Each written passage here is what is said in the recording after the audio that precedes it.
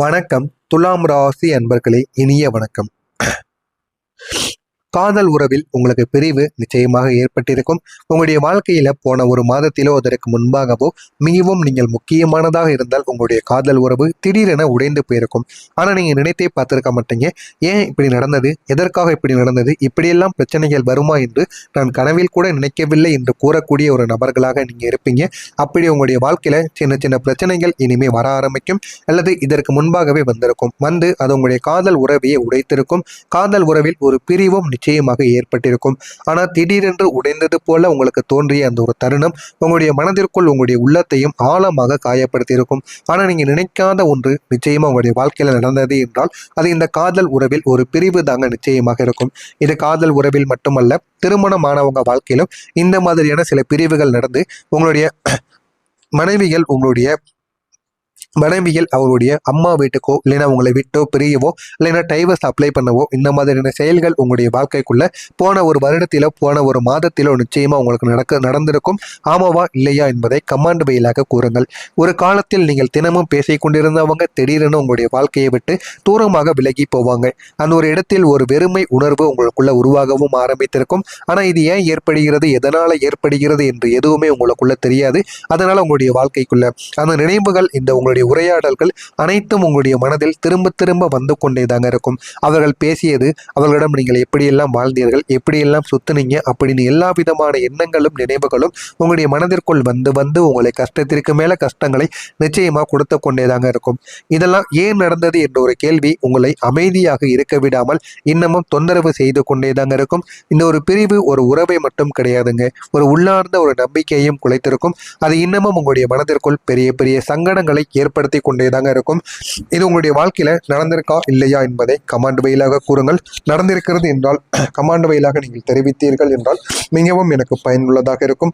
அடுத்ததா உங்களுடைய வாழ்க்கையில மனதளவில் உடைந்த ஒரு உணர்வானது உங்களுக்குள்ள நிச்சயமாக ஏற்பட்டிருக்கும்.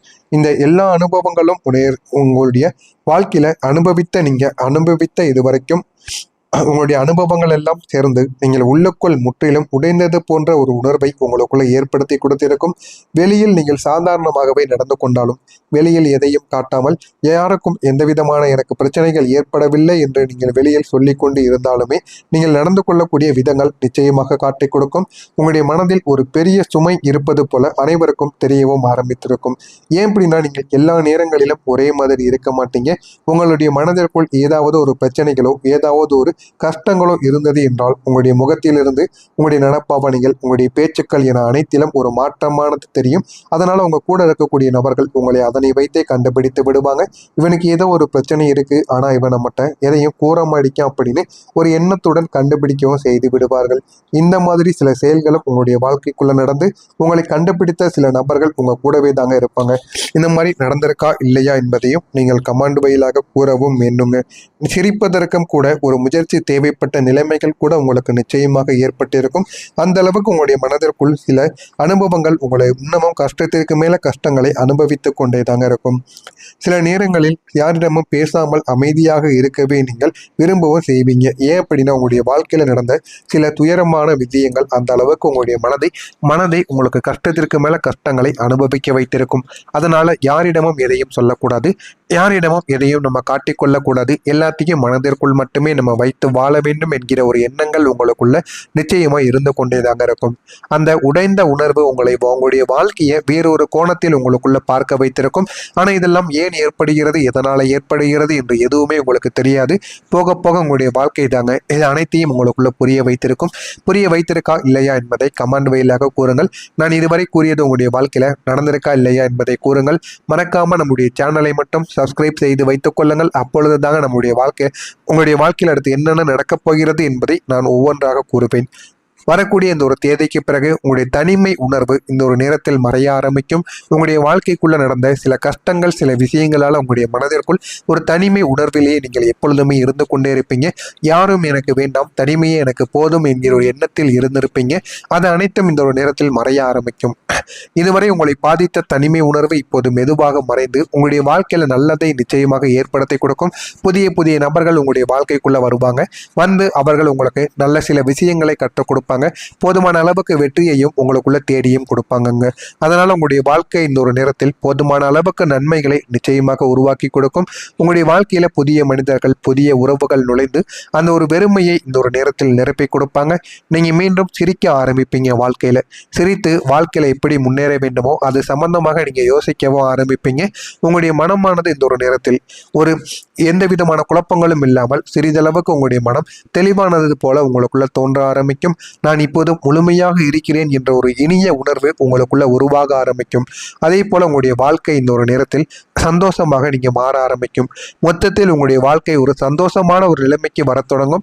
முன்பு இருந்த சோகங்கள், குழப்பங்கள் அனைத்தும் இந்த ஒரு நேரத்தில் உங்களிடம் இருந்து போக ஆரம்பிக்கும். இந்த ஒரு நேரத்தில் உங்களுக்குள்ள மகிழ்ச்சி, நம்பிக்கை, அமைதி என எல்லாமே உங்களுடைய வாழ்க்கைக்குள்ள உங்களுக்குன்னு கிடைக்க ஆரம்பிக்கும்.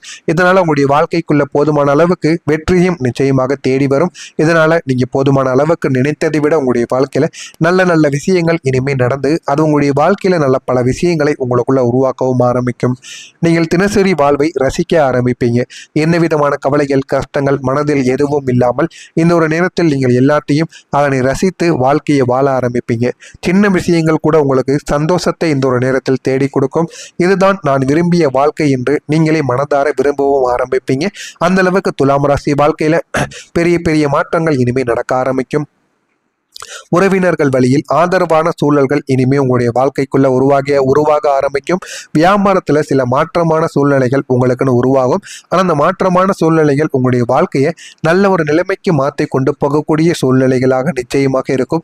அதனால நீங்கள் வியாபாரம், தொழிலை பொறுத்தளவுக்கு போதுமான அளவுக்கு கவலைகள் எதுவும் இல்லாமல் சந்தோஷமாக இருக்கலாம். போதுமான அளவுக்கு உங்களுக்கு வெற்றி என்பது நிச்சயமா உங்களுடைய வாழ்க்கையில இனிமே கிடைக்க ஆரம்பித்துவிடும். தர்ம காரியங்களில் ஈடுபட்டு மனதை நீங்கள் மகிழ்வித்துக் கொள்வீங்க. மனதிற்குள் ஏதாவது கவலைகள், கஷ்டங்கள், சோகங்கள் இன்னமும் இருந்து கொண்டே இருக்கிறது என்றால் நீங்கள் உடனடியாக போயிட்டு தர்ம காரியங்கள் எதையாவது ஒன்று செய்யுங்கள். இல்லைன்னா கோவிலுக்கு போயிட்டு வாங்க. மனதில் ஒரு நிம்மதியானது கிடைக்கும். யாருக்காவது உணவு வாங்கி கொடுங்க, ஏதாவது ஒரு உதவி பண்ணி கொடுங்க. அதனால உங்களுடைய மனதிற்குள் அவ்வளவு கவலைகள் எதுவும் இல்லாமல் ஒரு சந்தோஷம் என்பது உங்களுடைய மனதுக்குள் அடைய ஆரம்பிக்கும். எனவே இந்த ஒரு செயலையும் நீங்கள் எப்படியாவது செய்து பாருங்க. போதுமான அளவுக்கு உங்களுடைய மனதிற்குள் ஒரு திருப்தியானது கிடைக்கும். கடன் நெருக்கடிகள் ஓரளவு உங்களுக்கு குறைந்தது போல தோன்ற ஆரம்பிக்கும். வீட்டில் மனதிற்கு பிடித்த விஷயத்தில் இந்த ஒரு நேரத்தில் நீங்கள் மாற்றி அமைத்துக் கொள்வீங்க. சுபகாரியங்கள் தொடர்பான சிந்தனைகள் உங்களுடைய மனதில் இந்த ஒரு நேரத்தில் மேம்படும். உங்களுக்கோ உங்களுடைய குடும்பத்தில் இருக்கக்கூடிய நபர்களுக்கோ இந்த ஒரு நேரத்தில் சுபகாரியங்கள் ஏதாவது ஒன்று செய்ய வேண்டும் என்றால் அது சம்பந்தமாக நீங்கள் முடிவெடுக்க ஆரம்பிப்பீங்க. அந்த அளவுக்கு உங்களுடைய வாழ்க்கைக்குள்ள நல்ல நல்ல மாற்றங்கள் இந்த ஒரு நேரத்தில் மாற ஆரம்பித்துவிடும். உத்தியோக பணிகளில் வந்த எதிர்ப்புகள் எல்லாமே குறைந்துவிடும். நீங்க ஏதாவது ஒரு வேலையவோ இல்லைன்னா கவர்மெண்ட் வேலையில இருந்து கொண்டிருந்தாலும் உங்களை பிடிக்காத நபர்கள், மேலதிகாரிகள் என யாராக இருந்தாலும் அவர்கள் அனைவரும் இந்த ஒரு நேரத்தில் உங்களை விட்டு சென்று விடுவார்கள். இல்லைன்னா உங்க கூடவே நல்ல ஒரு நண்பராகவும் மாறி விடுவாங்க.